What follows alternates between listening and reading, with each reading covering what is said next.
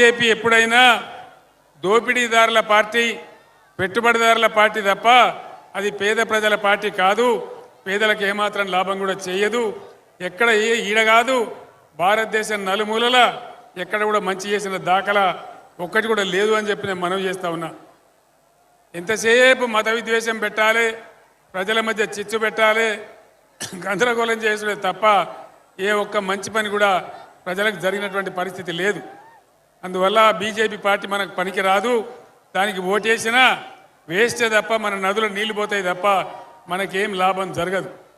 ఇక కాంగ్రెస్ పార్టీ అరిచేతిలో వైకుంఠం చూపించి అడ్డగోలు హామీలు ఇచ్చి అధికారంలోకి వచ్చింది కాంగ్రెస్ పార్టీ. కేసీఆర్ కళ్యాణ లక్ష్మికి ₹1,00,000 ఇస్తున్నాడు, మేము తులం బంగారం కల్పిస్తామన్నారు. ఎక్కడన్నా వచ్చిందా తులం బంగారం? రాలే కదా.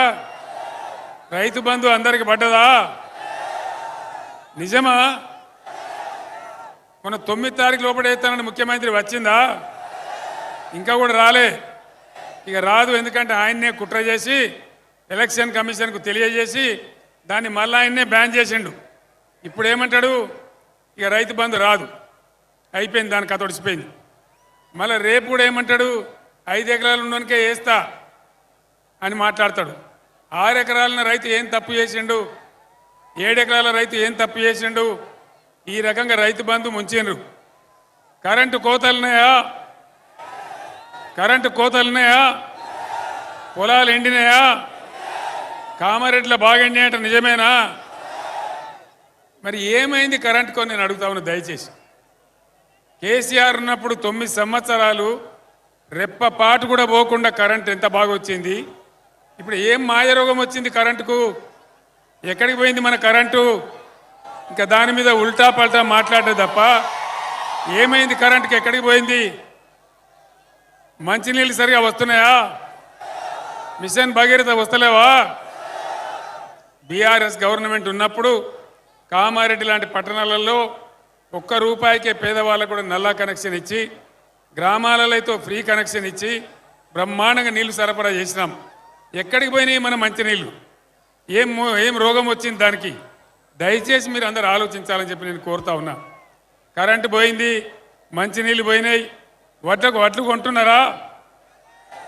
కొంటలేరా? 500 బోనస్ వస్తున్నదా? బోనస్ బోగసే అయిందా? బోగసే అయిపోయింది. అదేవిధంగా ఇలా ముఖ్యమంత్రి ఒక మాట చెప్పిండు. కేసీఆర్ ఉన్నప్పుడు ₹1,00,000 మాఫీ చేసిండు, నేను 2 లక్షలు మాఫీ చేస్తా, డిసెంబర్ 9 నాడే సంతకం పెడతా, మీరు ఉరుకుని బ్యాంకులకు పోయి 2 లక్షలు అప్పు తెచ్చుకోమన్నాడు. వచ్చిందా 2 లక్షల రుణమాఫీ? రాలేదా? కాలేదా అన్న? 2 లక్షల రుణమాఫీ 2 లక్షల రుణమాఫీ కాలేదా? కాలే. ఇప్పుడు ఏం చేస్తాడు ముఖ్యమంత్రి? ఏ ఊరికి పోతే ఆ ఊరి దేవుని మీద ఒట్టు,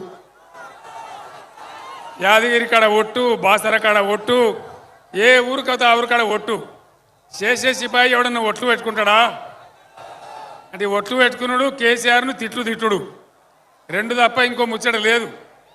అయితేనేమో దేవుళ్ళ మీద ఒట్లు, లేకపోతే కేసీఆర్ మీద తిట్లు, ఇంతే కదా కదా.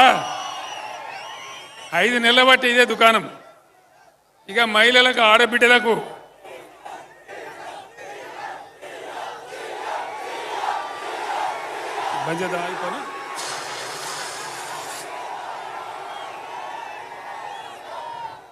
అది కాకుండా నా పక్కకు పెద్ద సంఖ్యలో ఇక్కడ ఆడబిడ్డలు ఉన్నారు.